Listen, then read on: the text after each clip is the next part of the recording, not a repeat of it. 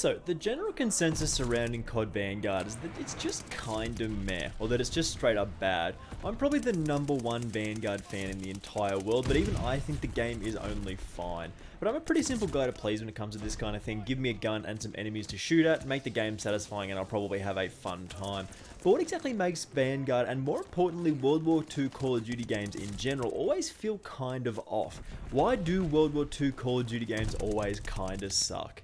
A problem that a lot of the World War II Call of Duty games in general come up against is whether or not to be a fully realistic World War II experience, and in this I feel like there isn't really a right or wrong answer with which side the developer chooses, but they definitely do have to make a choice. It's not something that you can just pick and choose and be like, yeah, we're going to take this and we're going to take this from either side, and then you end up with a little bit of a hodgepodge in the middle. It's just sort of a mix of both like semi-realistic and not realistic experiences that make the game feel kinda janky, I guess. Sure, if you do want to go hyper-realistic and have a gritty, dark, unpleasant experience, that's fine. That might not necessarily be my cup of tea personally, but people are definitely into that. You're still here to this day despite Call of Duty not being a realistic game for at least 10 years. Well, that's not very realistic. Yeah, no shit. The armored titan rockman thing running around everywhere, quickscoping people, having the, that's probably not the most realistic thing that's ever been in the world.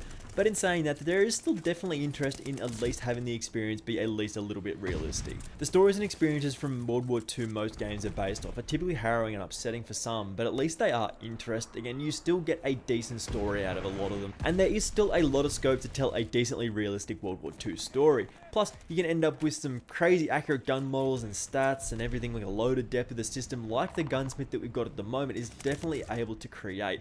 Or you end up going the other way and you tell a crazy off the rails, like off the wall, wild story similar to something we've seen out of Wolfenstein before. You get those experimental guns no one's ever seen or heard of before that do completely strange things and something that's a little bit different, and you just allow these weird silly things that definitely never happened in World War II, and you make the game as crazy as you can possibly think of. But sadly, what most modern World War II video games try to do is hit somewhere in the middle that we did talk about previously, and it doesn't just really work out for the most part, and it does tend to break your immersion a little bit. Like if I'm going around on a sniping run, moving from window to window, taking shots from the sniping positions on Red Star, you actually do get a semi-realistic feeling World War II experience. Like we've seen that in previous games before, a sniper sitting in the window of buildings taking a shot at a big open square kind of thing. That's something that we've seen before. You see that in movies pretty consistently. But then I'm trying to shoot at the armored titan running around, and my suspension of disbelief just sort of goes out the window. It does sound like a little bit like I'm trying to take a dump on the armored titan skin being a problem, but that's not really a big deal at all. It's just something that I look at and go, that's a bit weird to have in a World War II game, but it is what it is. It's just the first example I thought of off the top of my head. And I think that's where the problem lies, especially with Vanguard. They've probably tried to split it down the middle a little bit and have at least a semi-realistic experience with sort of things that do make you think and go, yeah, that's actually kind of cool. Like your smoke effects and your weather effects that we're about to talk about eventually. But again, they don't really make for a decent competitive experience if they are overtuned or overbalanced in some certain ways. And again, then you have stuff like the armored rock titan and you're like, yeah, that looks kind of goofy, and you're trying to mash these ideas together, and then you're trying to sell skins at the same time, and it just sort of gets a bit messy, and the art team sort of conflicting with the team who does all the business side, and it usually just gets a little bit messy, and again, it kind of sort of makes the game feel a little bit muddled here. Speaking more to sort of the realistic side of things and whether you go full realism or you go sort of not realistic at all, I believe this also comes down to a decision to try and monetize as many things as possible in Call of Duty these days. Like, you obviously want to sell skins if you are Activision, you are Sledgehammer, you want to sell these skins, right? So you end up making things that look cool, you end up making things that look a little bit wacky, like of course we've seen that gun that looks like a sword, we've seen a bunch of different weapon skins that pretty much look completely unrealistic.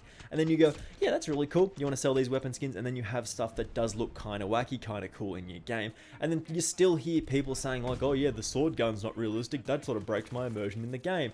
And it's a bit like, well, they can't really win. If they end up making sort of semi-realistic stuff that looks a little bit more brown, a little bit more sort of polished metal, stuff like that, people go, well, this is boring. I'm not going to spend 20 bucks on a skin that's literally just like a wood and metal skin. Like, I'm not going to do that. So they end up making less money overall. Now, of course, this is like a stupid personal business decision that they do have to make, but obviously they want to make some money. So they have to sort of lean into both sides a little bit. They add a lot of these semi-realistic skins for the people who care about that kind of thing. And then they add these off-the-wall sort of stuff like your armored titans and your guns that look like swords and your sort of like robotic stuff. I get that they are adding these things. And again, it does sort of make a little bit of a disjointed experience, whether you're trying to tell tell a realistic story or you're trying to tell an unrealistic story. It sort of splits it down the middle a little bit, and again, it does feel a little bit muddled, as we did talk about previously. Another problem that I kind of do have is you usually end up with the same guns and items constantly between various World War II games, and I'm sure that this does happen in modern games as well, and even semi-future, near-future games as well. How many times are we going to see the M4A1 in these games, AK-47 and stuff like that? There are a lot of guns out there, but we usually seem to end up coming back to the same few. So why does it feel worse when the go-to gun is the STG-44, the MP40 and so on? I guess there's like a level of prediction there. Before Vanguard even came out, people said that the STG-44 is just going to be the gun. And it's almost annoying that they were right instantly. Of course, it's not the case anymore with new DLC weapons like your Cooper Carbine and a monster assault rifle like the Automaton being available, making the STG kind of obsolete in these games. But when you turn on the game for the first time and the first gun you unlock is like an MP40 or an STG-44, and those are the best guns in the game, you go, well, what's the point in playing with the other content if this is easily just the best gun in the game? Like, it just feels kind of bad eventually. Almost like we didn't cover any new ground with these new DLC weapons or anything like that, and you just look at the STG in your MP40 and go, yep, that's my gun, that's what I'm going to go with. The developers probably look at some of the guns from the World War II period and go, yep, man, we've seen that all the time, let's just include that. Pretty easy to include an STG-44 in a game like this, and they sort of go from there, and as I said, you end up usually with the same kind of thing. Moving on here to a little bit of visual stuff. World War II games usually just look kind of bland, with everything either looking green or brown or tan or grey, and you try and add some gritty realism with some barrel smoke effects, different weather type of experiences, and you end up not being able to see anything, which we saw a lot of in the Vanguard beta. That didn't really make for a very decent competitive experience. I'm sure a lot of you may have seen the exclusive Ace video of him shooting the enemy and the enemy like looking all curvy and bent out of shape. Like, sure, the smoke and the distortion effects do make the game look a little bit better, but it makes it harder to play, like unnecessarily so. It makes a worse competitive experience, especially when you're just trying to shoot people and you can't actually land bullets because your enemy's like curvy and stuff like that just because of some distortion effects. Looks a little bit weird. Of course, they have adjusted this and made some of the distortion effects and the smoke effects a little bit less consistent, and a little bit less sort of game breaking and less effective. But speaking of the other side of the coin with like your unrealistic stuff, then you get a little bit more wacky with your skins and your weapon models, and then you're back at the realism argument again. So the developer can't really win.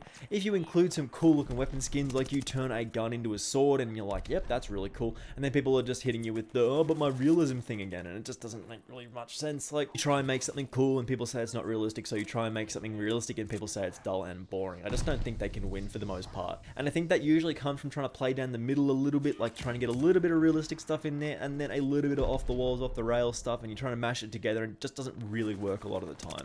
It also just feels like at this point World War II games have been done to death. We've seen every story, we've seen every beachfront battlefield, our destroyed and collapsed cityscape. Like, at the end of the day, unless you do really lean into that sort of Wolfenstein style of weird alternate history, you mostly get the same kind of maps and the same style of conflict. Am I saying that games with modern era style or new future style are always better than past settings? Not really, but I think at the moment there's just a desire to see things that are at least a little bit more modern or even semi-future stuff, because I think that does allow the developer to be a little bit more creative than telling just another World War II story where the good guys win. CoD World War II, which is a game from a long time ago now, at least tried to be a little bit different. The war game mode that did have is arguably one of the best things that they came out with that year's Call of Duty. You get these large scale battles with objectives to push or defend, different tasks complete like pushing up barricades and patching up walls and stuff like that, and obstacles to slow down enemy movement.